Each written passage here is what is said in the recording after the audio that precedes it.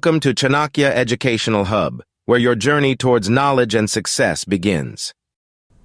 నమస్తే, welcome to special debate. నేను రవి.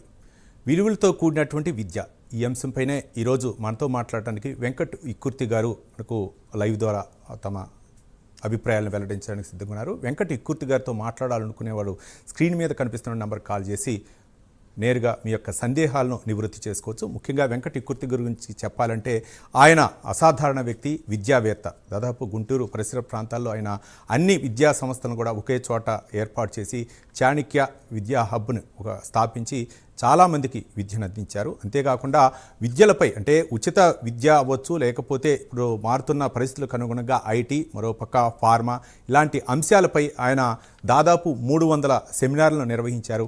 ఆ వెంకట వికృతి గారు ఈరోజు మనతో జాయిన్ అయ్యి ఆయన యొక్క అభిప్రాయాలను చెప్తారు. ముఖ్యంగా వెంకట వికృతి గారితో మాట్లాడాలనుకున్న వాళ్ళు స్క్రీన్ మీద కనిపిస్తున్నటువంటి నంబర్ కాల్ చేసి మీ యొక్క అభిప్రాయాలను తెలుసుకోవచ్చు. అంటే పాఠశాల స్థాయి నుంచి అలాగే కాలేజీ నుంచి యూనివర్సిటీలో జరుగుతున్న పరిణామాలు, ఉన్నత విలువలు ఏ విధంగా పెంపొందించుకోవాలా, ఒక విద్యతోనే సాధ్యమా, లేకపోతే అంటే విలువలు ఏ విధంగా పౌరులు పెంచుకోవాలి, యువత ముఖ్యంగా సమాజంలో ఏ విధంగా మనగలగాలి అనే అంశాలపైనే మన వెంకట వికృతి గారు తమ అభిప్రాయాన్ని వ్యక్తం చేస్తారు.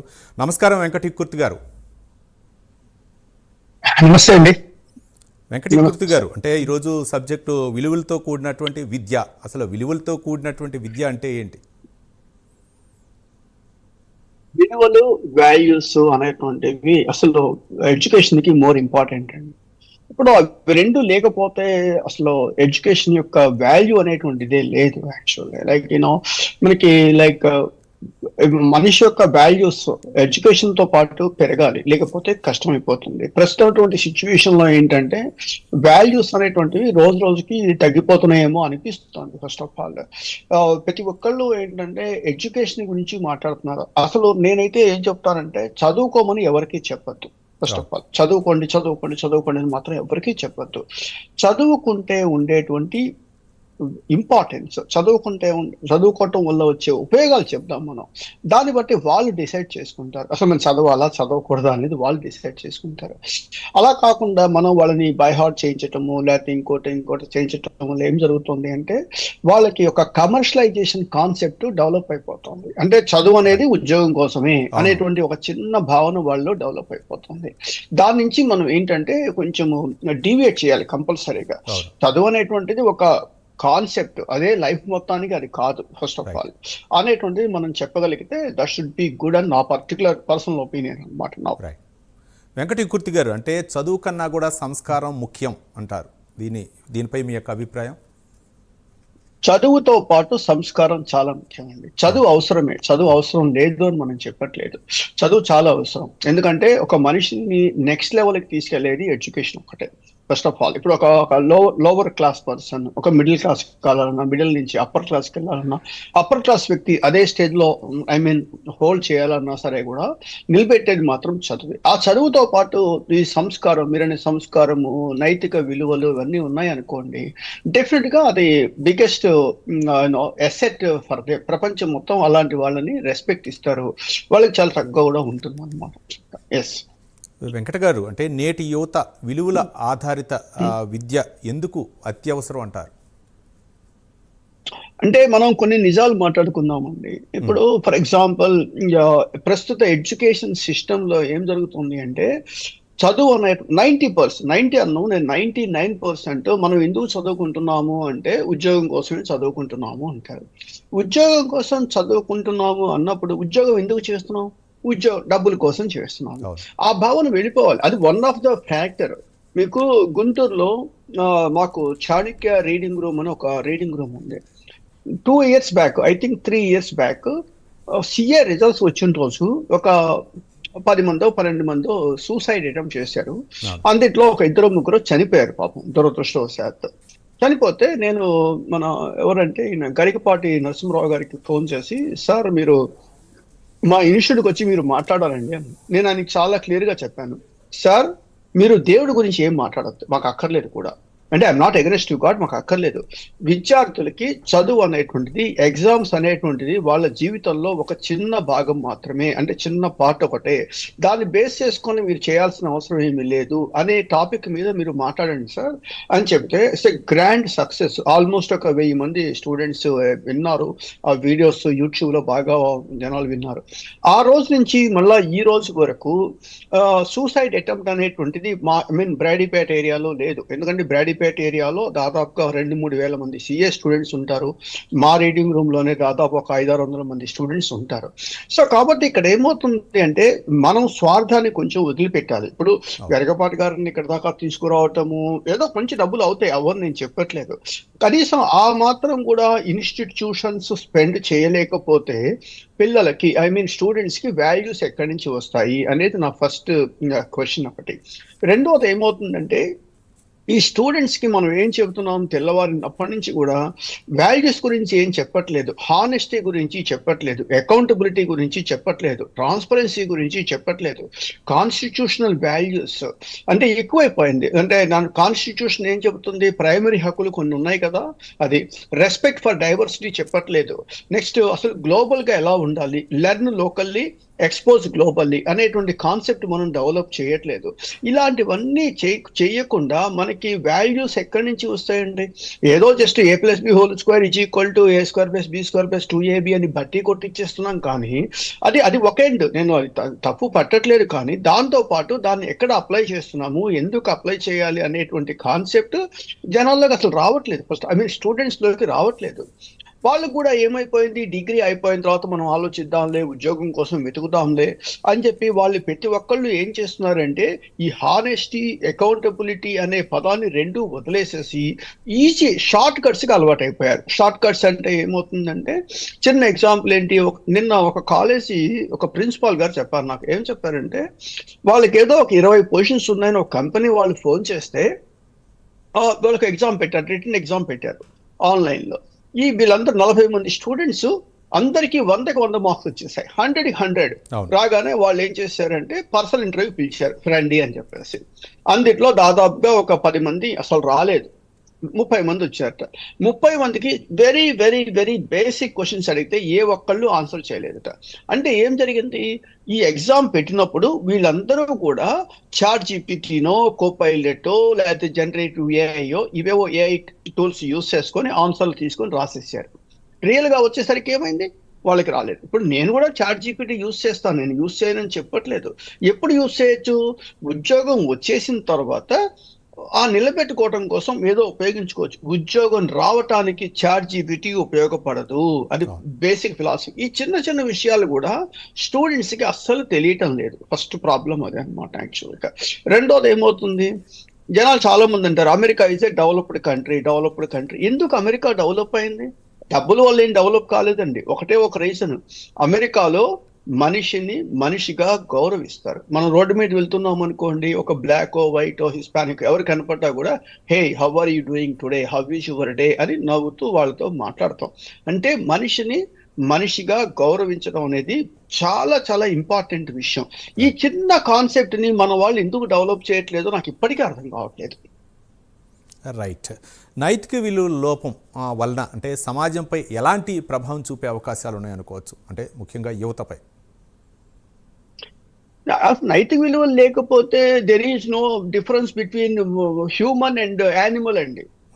మీకు మన నిజాలు మాట్లాడుకుంటే నైతిక విలువలే కదా. ఇప్పుడు ఒక సోషియాలజీలో ప్రిన్సిపల్ ఉంది, మీకు తెలుసో లేదో, అక్రాస్ ద గ్లోబ్ ప్రిన్సిపల్. మీరు చదివినట్లయితే ఆ ప్రిన్సిపల్ ఏంటి తెలుసా మీకు? Don't kill your father, don't marry your mother. ప్రపంచం మొత్తం ఈ ఫండమెంటల్ ప్రిన్సిపల్ మీద డిపెండ్ అయి ఉంటుంది. ఆ ఒక్క ప్రిన్సిపలే మనుషులకి యానిమల్స్ కి తేడా పట్టుకొచ్చేది, మీకు తెలుసో లేదు, అదొక్క ప్రిన్సిపల్. సో కాబట్టి మనకి నైతిక వాల్యూస్ లేకపోతే, ఆ ప్రిన్సిపల్ లేకపోతే what is the difference? So కాబట్టి మనం అంత డీప్ గా వెళ్ళి అంత ర్యాష్ గా మనం మాట్లాడుకోలేం. కానీ నైతిక విలువలు అనేవి చాలా చాలా ఇంపార్టెంట్. ఎంత ఇంపార్టెంట్ అంటే వాళ్ళు నెక్స్ట్ లెవెల్ కి వెళ్ళాలి అనుకోండి, they need to give a respect, they need to do all these things. Honesty చాలా చాలా ఇంపార్టెంట్. ఇవాళ విద్యార్థుల్లో నైతిక విలువలు లేకపోవడం వల్ల ఏమవుతుంది, వాళ్ళ ఎగ్జామ్స్ వేరే వాళ్ళు రాస్తున్నారు, వాళ్ళ ఇంటర్వ్యూలు వేరే వాళ్ళు తీసుకుంటున్నారు. ఇలా చేయటం వల్ల ఏం జరిగిపోయింది, మన మధ్య హానెస్టీ ఉండట్లేదు. మనలో ఒక దాన్ని ఏమంటారంటే ఈజీ బాటుకో లేకపోతే అవినీతికో మనం వెళ్ళిపోదామనే పరిస్థితి అయిపోయింది. ఆ సమస్య వల్లే కదా ఇప్పుడు అమెరికాలో ఈ ట్రంప్ పాలసీస్ అన్నిటినీ జనాలు విపరీతంగా విమర్శించేస్తారు. వాళ్ళందరికీ ఒకటే నేను చెప్తున్నాను, నేను ట్రంప్ అనేటువంటి వ్యక్తి లీగల్ గా అమెరికా వచ్చిన వాళ్ళు ఎవరిని కూడా ఏ మాత్రం ఇబ్బంది పెట్టలేదు. ఇల్లీగల్ గా పనులు చేసే వాళ్ళే. ఇల్లీగల్ గా చేయడానికి ఇండియా నుంచి అమెరికా దాకా రావాల్సిన అవసరం ఏమీ లేదు. హాయిగా చదువుకోవచ్చు. ఎప్పుడైతే హానెస్టీ, అకౌంటబిలిటీ, ట్రాన్స్పరెన్సీ మూడు లేకపోవటంలో వచ్చేటువంటి సమస్యలు అనమాట. ఈ ఎడ్యుకేషన్ తో పాటు ఇవన్నీ కూడా యాడ్ చేయగలిగితే that is much much much better. అంటే వెంకటీకూర్తి గారు, అంటే పాఠశాలలో నిర్బంధ విద్యను బోధిస్తూ ఉంటారు, మరోపక్క కాలేజీల్లో కూడా కొన్ని కాలేజీల్లో అదే విధంగా ఉంటుంది. అలాగే యూనివర్సిటీ స్థాయికి వచ్చినప్పుడు స్వేచ్ఛా స్వాతంత్ర్యాలు వస్తాయి. అట్లాంటప్పుడు వాళ్ళకి అంటే ఏ విధంగా విలువలు నేర్చుకోగలుగుతారు అనుకో? మనకి చదువు చెప్పేటప్పుడు రెండు చెప్తారండి, చదువు మీద భయం అన్నా ఉండాలి, చదువు మీద భక్తి అన్నా ఉండాలి అని చెప్తారు. మనకి చదువు రావాలి అంటే చదువు మీద భయం అన్నా ఉండాలి, భక్తి అన్నా ఉండాలి. మీరు చెప్పేటువంటి ప్రైమరీ ఎడ్యుకేషన్ లో టీచర్ ఏం చేస్తారు, ఆ రోజు అప్పుడు పిల్లలకి భక్తి ఉండదు, భయం ఉంటుంది. అరే మనం ఈ ఎగ్జామ్ ఈ హోంవర్క్ చేయకపోతే టీచర్ కొడతారేమో అనే భయంతో చేస్తారు. ఇప్పుడు ప్రైమరీ ఎడ్యుకేషన్ లో అంటే 1 నుంచి 5 వరకు సంథింగ్ లైక్ దట్ ఆ భయం ఉంటుంది. ఆ తర్వాత ఈ డిగ్రీ వచ్చిన తర్వాత లేకపోతే పీజీకి వచ్చిన తర్వాత ఆ కాన్సెప్ట్ లేదు అక్కడ. అప్పుడు ఏమవుతుంది, చదువు మీద భక్తి ఉండాలి. భక్తి ఉండాలంటే ఇందా మీకు చెప్పాను నేను, చదువుకోమని మనం ఎవరికీ చెప్పకూడదు. చదువుకుంటే ఉండే అడ్వాంటేజెస్ ఇవి అని చెప్తే అప్పుడు వాళ్ళకి చదువు మీద భక్తి కలుగుతుంది. దానివల్ల చదవడం బిగించేస్తారు. ఫండమెంటల్లీ మనకి వాల్యూస్ చదువు రావాలంటే చదువు మీద భక్తి అన్నా ఉండాలి, భయం అన్నా ఉండాలి. భయం ఏమో చిన్నప్పుడు వాళ్ళు టీచరో పేరెంట్స్ అరుస్తారనో కొడతారనే భయంతో చదువుతారు. పెద్ద అయిన తర్వాత మనం చదవకపోతే మనకి లైఫ్ లేదు అనేటువంటి భయాన్ని వాళ్ళు బిల్డ్ ఉండాలి. అప్పుడే మనకి వచ్చేస్తాయి అన్నమాట. యాక్చువల్గా వెంకటీకూర్తి గారు, ఉద్యోగ మార్కెట్కి మాత్రమే కాకుండా బాధ్యతాయుతమైనటువంటి పౌరులుగా తయారయ్యాలంటే విశ్వవిద్యాలయాలు ఏం చేయాలంటారు? విశ్వవిద్యాలయాల కన్నా కూడానండి మనుషుల్లో వాళ్ళకి రావాలి. బాధ్యత అన్న పదం మీరు వాడుతున్నారు కాబట్టి నేను చెప్తున్నాను. ఇప్పుడు నిజాలు నిండా చెప్పాను, I'm not against God, I'm not against. ఏమండి, వినాయక చవితి ఉత్సవాలకి రోడ్లు ట్రాఫిక్ ఆపేసి, అంబులెన్సులు ఆపేసి, భయంకరమైన డీజిల్ పెట్టి ఇల్లు కూలిపోతే 2 వ్యక్తులు చనిపోయారు. ఇది బాధ్యత అంటారా? నేను వెరీ స్ట్రైట్ గా అడుగుతున్నాను. నేను వినాయక చవితికి మేము గుంటూరులో వినాయక చవితి చేశాము, జస్ట్ పూజ చేసుకున్నాము, ఆ విగ్రహం తీసుకెళ్లి ఆ మట్టిలో వాళ్ళు పెట్టేస్తాము, అయిపోయింది. కానీ ఏం జరుగుతోంది, ఇది అవసరం అంటే బాధ్యత అయిన పదం లేకపోవటం వల్ల జరిగేటువంటి అనర్థం అండి ఇది. I'm not against to god, but these are all the things. ఎవరికి వాళ్ళు రియలైజ్ అవ్వాలి మన యొక్క రెస్పాన్సిబిలిటీ ఏంటి, మనం ఎక్కడ ఉంటున్నాము ఏమిటి అనేటువంటిది. వీళ్ళు 20 సంవత్సరాలు దాటిపోయిన తర్వాత, 22 సంవత్సరాలు దాటిపోయిన తర్వాత కూడా, అంటే డిగ్రీ పీజీ అయిపోయిన తర్వాత కూడా వీళ్ళు వాళ్ళ పేరెంట్స్ ని డబ్బులు అడుగుతున్నారు అంటే ఎక్కడ లోపం ఉంది? వాళ్ళు చదివే చదువులో లోపం ఉంది, వాళ్ళు పెరిగిన వాతావరణంలో లోపం ఉంది. అట్ ది ఏజ్ ఆఫ్ చిన్న పక్షులు కూడానండి ఆ పిల్లలకి కొంతవరకే నోట్లో అన్నం పెడతాయి. కొంత దూరం దాటిపోయిన తర్వాత ఇంకా పట్టించుకోవాలి. వాళ్ళు బతకాల్సిందే. కానీ ఇక్కడ మనకి ఏమవుతుంది, ప్రతి నిమిషం వాళ్ళకి అకౌంటబిలిటీ, రెస్పాన్సిబిలిటీ ఈ రెండు లేకపోవడం వల్ల వాళ్ళు ఏం చేస్తున్నారో వాళ్ళకే అర్థం కావట్లేదు. ఇప్పుడు ఎందుకు మనకి రేపు 22వ తారీఖు నుంచి 2వ తారీఖు దాకా 10 రోజుల పాటు సెలవులు ఉన్నాయి. ఫర్ ఎగ్జాంపుల్ దసరా వెకేషన్ అన్నారు. ఈ దసరా వెకేషన్ కాలేజీ వాళ్ళు సెలవులు ఇచ్చారు, పర్ఫెక్ట్. ఈ సెలవుల్లో అరే మనం ఒక కొత్త టెక్నాలజీ నేర్చుకుందాము, ఈ సెలవుల్ని మనం పర్ఫెక్ట్ గా ఉపయోగించుకుందాము. ఈ 10 రోజులు అంటే 2 రోజులు ఫెస్టివల్ అనుకోండి, దట్ షుడ్ బి ఫైన్. మిగతా 8 రోజుల పాటు నేర్చుకుందామనే ఆలోచన ఎవరికైనా ఉంటుందా? ఎవరికీ ఉండట్లేదు. వాళ్ళు సెలవులు ఇచ్చేసారు, పుస్తకాలను పడేసాము, మనం ఫుల్ గా ఎంజాయ్ చేసేద్దాము అనుకుంటున్నారు. ఇలా ఎంజాయ్ చేసేటువంటి వాళ్ళకి రేపు కార్పొరేట్ లో జాబులు దొరుకుతున్నాయా? ఇవాళ ఆర్టిఫిషియల్ ఇంటెలిజెన్స్ రోజు రోజుకి కొన్ని 100,000 ఉద్యోగాలు వెళ్ళిపోతున్నప్పుడు అంటే కొత్త జాబ్స్ వస్తాయి. కొత్త జాబ్స్ రావటానికి మనం ప్రిపేర్ అయి ఉన్నామా, మనం సబ్జెక్ట్ నేర్చుకుంటున్నామా అనేటువంటిది వాళ్ళు రియలైజ్ అవ్వాల్సిందే. అలాంటి వాళ్ళు ఏం చెప్తారు, ఎవరన్నా మా దగ్గరకు వస్తే మేము వాళ్ళకి హెల్ప్ చేయగలుగుతాం, అంతేగాని ఎవరు రాకుండా మేమేం చెప్పలేం.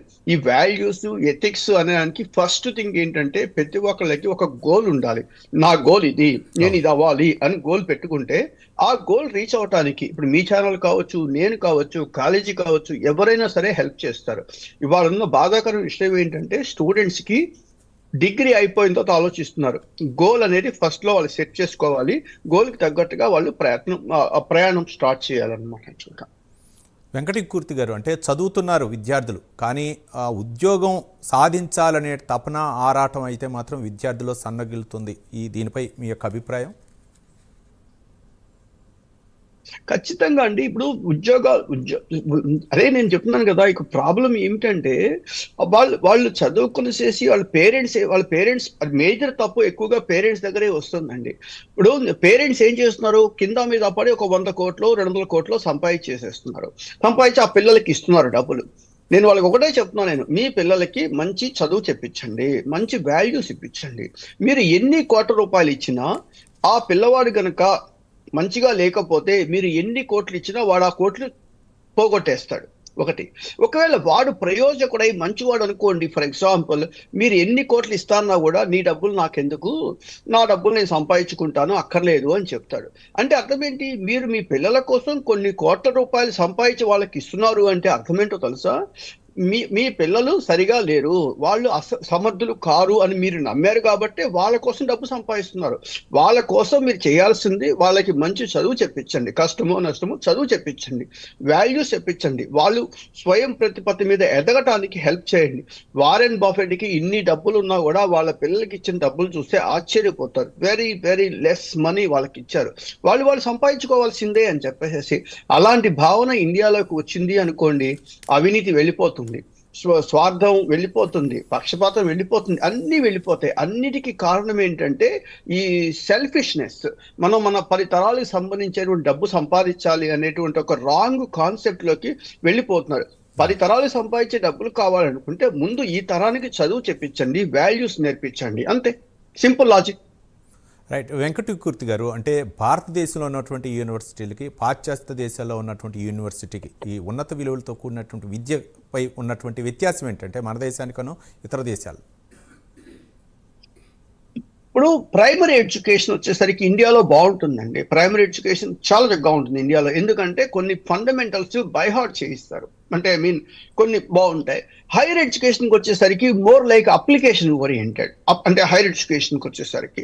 సో అప్లికేషన్ ఓరియంటెడ్లో లైక్ ఫారెన్ ఎడ్యుకేషన్. అందుకనే కదా చాలా మంది మనకి అమెరికాకో ఎక్కడికో రావాలనుకుంటున్నారండి. కారణం ఎందుకంటే అప్లికేషన్ ఓరియంటెడ్ వచ్చేస్తుంది. ఇప్పుడు నేను లాస్ట్ మంత్ ఇండియాలో నిన్నే వచ్చాను ఇండియా నుంచి. So I went to very big universities like VIT ఒకటి, SRM, university of Pondicherry, all these universities. అక్కడ కూడా చాలా మార్పులు వచ్చేసాయండి. అంటే ఏంటి, at par equivalent to American education, foreign education. అక్కడ కూడా చాలా excellent culture, excellent students, visionary అవన్నీ ఉన్నాయన్నమాట. యాక్చువల్గా అంటే ఈ ఒకే ఒక రీజన్ ఏంటంటే, ఏ యూనివర్సిటీ అయినా సరే బెస్ట్ యూనివర్సిటీ అంటే అర్థం ఏంటంటే overall growth of A student. వాళ్ళకి సబ్జెక్టుతో పాటు ఆస్క్ అన్న పదం గుర్తుపెట్టుకోండి, ఏఎస్కే. ఏ అంటే యాటిట్యూడ్, ఎస్ అంటేనేమో స్కిల్స్, కే అంటే నాలెడ్జ్. ఈ 3 ఎవరైతే డెవలప్ చేస్తున్నారో, ఏవైతే ఉంటాయో ఆ యూనివర్సిటీస్ మంచి యూనివర్సిటీస్ కింద మనం ట్రీట్ చేసేసుకోవచ్చు. అక్కడ వచ్చేటువంటి స్టూడెంట్స్కి ఏమిటి, ఆటోమేటిక్గా జాబ్స్ వస్తున్నాయి. ఇవాళ ఇండస్ట్రీ జాబ్స్ లేవనే భయం లేదండి, జాబ్స్ కావాల్సిన ఉన్నాయి జాబ్స్. కాకపోతే రైట్ పర్సన్స్ మాత్రం లేరు. ఇక్కడ రైట్ పర్సన్ అనడానికి డెఫినేషన్ ఏంటంటే they are ready to take challenges. వాళ్ళు ఛాలెంజెస్ తీసుకోవాలి. అంటే ఈ పని మనం ఎందుకు చేయలేము అనేటువంటి ఒక ఛాలెంజ్ తీసుకొని చేసి దాని మీద పనిచేశారు అనుకోండి, అది డెఫినెట్ గా అడ్వాంటేజ్ అవుతుంది. అలాంటి ఛాలెంజింగ్ మెంటాలిటీ ఈ ఫారిన్ యూనివర్సిటీస్ లో వాళ్ళు కొంచెం డెవలప్ చేస్తారు. అందుకనే కదా ఇప్పుడు సపోజ్ బిల్ గేట్స్ కావచ్చు, లేకపోతే ఎలాన్ మస్క్, లేకపోతే ఇంకోటి, వీళ్ళంతా ఇక్కడ తయారై వచ్చేసారు వాళ్ళు. అంటే ఆ కంపెనీలో ఇండియన్స్ పనిచేయట్లేదు అంటే పనిచేస్తారు, నేను వాళ్ళని డిస్కస్ చేయట్లేదు. ఈ ఎంట్రప్రీనర్షిప్ అనేటువంటిది, ఒక లీడర్షిప్ క్వాలిటీస్ అనేటువంటిది మనం డెవలప్ చేయగలిగితే that is much more better అన్నమాట యాక్చువల్గా. రైట్. వెంకటకీర్తి గారు, ముఖ్యంగా అంటే విశ్వవిద్యాలయంలో జరిగేటటువంటి రాజకీయాలు అవ్వచ్చు, లేకపోతే గ్రూపు వాదాలు అవ్వచ్చు, ఇవన్నీ కూడా విద్యపై ఎలాంటి ప్రభావం చూపే అవకాశాలు ఉన్నాయి అనుకోవచ్చు? ఖచ్చితంగా అండి, డెఫినెట్ గా. అసలు రాజకీయాలకి యూనివర్సిటీకి సంబంధం ఏంటండి? మనం యూనివర్సిటీకి ఎందుకు వెళ్తున్నాము? చదువుకోవటం కోసం వెళ్తున్నాము. We want to like uplift our skills అనేది వెళ్తున్నాం. అక్కడ మనకి రాజకీయాలు అక్కర్లేదు మనకి. అదే నేను చెప్తున్నాను, మనం యూనివర్సిటీకి అడుగు పెట్టడం ఎందుకు, మాకు మాస్టర్స్ డిగ్రీ రావాలి, ఆ తర్వాత ఉద్యోగం తెచ్చుకోవాలి అనేటువంటిది మనం పెట్టుకోవాలి. అది మన టార్గెట్. అంతేగాని వారికి అన్నెసరీ థింగ్స్ మీద వీళ్ళు నాకు తెలిసి ఒక యూనివర్సిటీ హాస్టల్లో ఏదో చిన్న పచ్చడిలోనో ఏదో పరులోనో ఉప్పు ఎక్కువైందని చెప్పేసి ఇలా ప్లేట్ తీసి ఇసిరి పడేసేసి గందరగోళం చేసేసేటువంటి సందర్భాలు నేను చూశాను కూడా, నా కళ్ళతో నేను చూశాను. Is it required? ఒక పూట మన ఇంట్లో మనకి అన్నం వండితే అన్నంలో ప్రాబ్లం ఉంటుంది కదా. దట్స్ ద సేమ్ థింగ్ అక్కడ కూడా. అంటే ఏంటంటే ఈ స్టూడెంట్స్ కి మనం యూనివర్సిటీలోకి ఎందుకు అడుగు పెడుతున్నాము అనేటువంటి భావన వాళ్ళలో ఉండట్లేదు. ఫస్ట్ ప్రాబ్లం అలా ఉన్నది అన్నప్పుడు ఇవన్నీ కూడా చిన్న చిన్న ఇష్యూస్ అయిపోతాయండి. ఈ సందర్భంలో నేను ఒక బుక్ చదివాను. ఆ బుక్ లో ఏంటంటే మేక్ ఏ విష్ ఫౌండేషన్ వాళ్ళు ఒక చిన్న పిల్లల్ని పట్టుకొచ్చి మీ విష్ ఏంటి అని అడుగుతారు. అందుట్లో ఒక అమ్మాయి చెప్తుంది. ఆ అమ్మాయి ఏం చెప్తుందంటే నేను ఫ్లైట్ ఎక్కాలి అంటుంది. అనగానే వీళ్ళు వెంటనే బేగంపేటలోకి వెళ్ళిపోయి ఒక ఫ్లైట్ తీసుకొని ఈ పిల్లని ఆ ఫ్లైట్ ఎక్కిస్తారు. ఎక్కించి ఆ పైన 2-3 రౌండ్స్ తిరిగిన తర్వాత ఫ్లైట్ కింద విలేకరులు పోయి అడుగుతారు ఆ పిల్లని, ఆ అమ్మాయిని అడుగుతారు. ఏమడుగుతారు, ఏంటి హౌ యూ ఫీల్ ఇట్ అంటారు. నేను ఇలా గాల్లో పైకి ఎగిరే కొద్దీ ఈ పెద్ద బిల్డింగ్స్ అన్ని చిన్నవి అయిపోయినాయి అంటారు.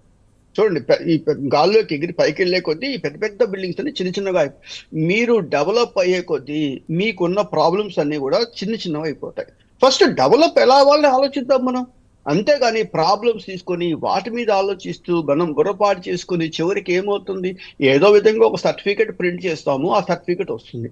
నేను అదే చెప్తాను అందరికీ, ఏ కాలేజీ అయినా సరే వాళ్ళకి ఒకటే గోల్ పెట్టాలి. ఈ చేత్తో ఆఫర్ లెటర్, ఈ చేత్తో సర్టిఫికెట్ తీసుకోవాలి. అంటే at a time degree certificate తో పాటు ఆఫర్ లెటర్ తీసుకోవడానికి తగ్గట్టుగా వాళ్ళ ఎడ్యుకేషన్ ని మార్చగలిగితే, అంటే వాళ్ళ సిస్టమ్ ని మార్చగలిగితే, that is really benefit for the country. Sir, ఇప్పుడు ముఖ్యంగా అంటే ఇప్పుడు మారుతున్న సమాజానికి అనుగుణంగా టెక్నాలజీ కూడా మారుతుంది. మరోపక్క సోషల్ మీడియా కూడా ప్రభావం చూపింది. దీని వలన అంటే విద్యార్థులు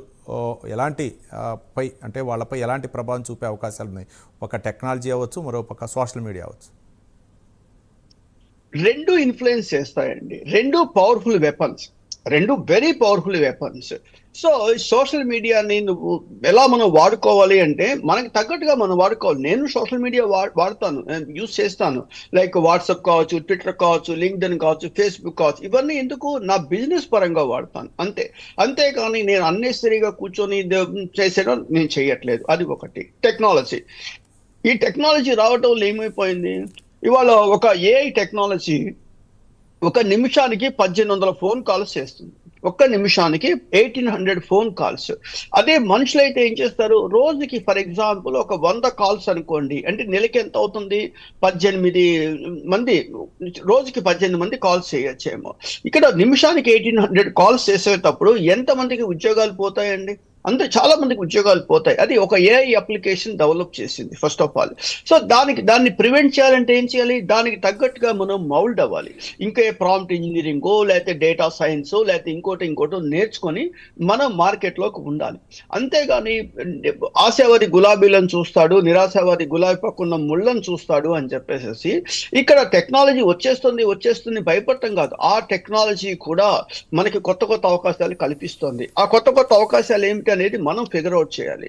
ఇవాళ మీకు world this organisation economic forum announce చేస్తుంది, ఆర్టిఫిషియల్ ఇంటెలిజెన్స్ వల్ల 90 మిలియన్ జాబ్స్ పోతాయి, అంటే 9 కోట్ల జాబ్స్ పోతాయి. కానీ 170 మిలియన్ కొత్త జాబ్స్ క్రియేట్ అవుతాయి అని చెప్పేసి, అంటే 17 కోట్ల జాబ్స్ క్రియేట్ అవుతాయి అని చెప్పేసి మనం దాని గురించి ఆలోచిద్దాం. మనం పోయే జాబ్స్ గురించి ఆలోచించదు. వీటిని ఎలాగో మనం ఆపలేము ఫస్ట్ ఆఫ్ ఆల్. సో కాబట్టి ఏం చేయాలి, వీళ్ళు ఒక రైట్ పర్సన్ ని సెలెక్ట్ చేసుకోవాలి. అంటే మనం టెక్నాలజీ పరంగా రైట్ పర్సన్ సెలెక్ట్ చేసుకోవాలి, వాళ్ళతో మాట్లాడాలి. మనం ఎవరితో మాట్లాడాక మనం మాట్లాడేది ఏమిటి, ఫోన్తో మాట్లాడతాము, లేకపోతే సినిమాకి వెళ్ళి సినిమాలు చూస్తాం. అంతేగాని రియల్ పర్సన్స్ ఎక్కడ మాట్లాడుతున్నాం, మనం మాట్లాడట్లేదు. రెండవది ఏమవుతుంది, మాట్లాడినప్పుడు మనకి సొల్యూషన్ తెలియవు. ఫస్ట్ క్వశ్చన్, ఏ టెక్నాలజీ నేర్చుకోవాలి అది తెలియదు. ఎవరో మనకి పక్కవాడు చెప్తాడు, లేకపోతే మనం ఫాలో అవుతాము. Leader is always leader, follower is always follower. So కాబట్టి వాళ్ళు ఫాలో అవుతాము. మనం ఎప్పటికీ ఫాలోవర్ అయ్యేటువంటి వాడు ఎప్పటికీ డెవలప్ కాడండి. లీడర్ ఎప్పుడైనా డెవలప్ అవుతాడు కానీ ఫాలోవర్ కాదు. సో వీళ్ళు వాళ్ళ యొక్క యాటిట్యూడ్ ని స్టూడెంట్స్ మార్చుకోవాలి. నేను చదివిన చదువు ఏమిటి, ఆ చదువుకి ఏ కోర్సెస్ నాకు ఉపయోగపడతాయి, ఏ కోర్సెస్ నాకు ఉపయోగపడవు డిసైడ్ చేసుకోవడానికి ఒక రైట్ గురువుని సెలెక్ట్ చేసుకోవాలి. If you are at right guru, you never did anything wrong. If you are not at right guru, whatever you are doing is wrong. అందుకని మీరు నాయకులు చూస్తుంటారు, another meaning of real happiness is quality education. That's the more important అన్నమాట. Right, thank you doctor Venkat Ikkurthi garu. అంటే మొత్తానికి విలువలతో కూడినటువంటి విద్య వలన ఎలాంటి ప్రయోజనం చేకూర్చుతో సవివరంగా వివరించినందుకు ధన్యవాదాలు. థ్యాంక్ యూ వెంకట్ ఇక్కుర్తి గారు. ఇది ఇవాళ స్పెషల్ డిబేట్. మరో అంశంతో మళ్ళీ కలుద్దాం. చూస్తూనే ఉండండి Prime9 న్యూస్. నిజం ఇదే మా ism. Please subscribe our channel for more updates and interesting facts about quality education.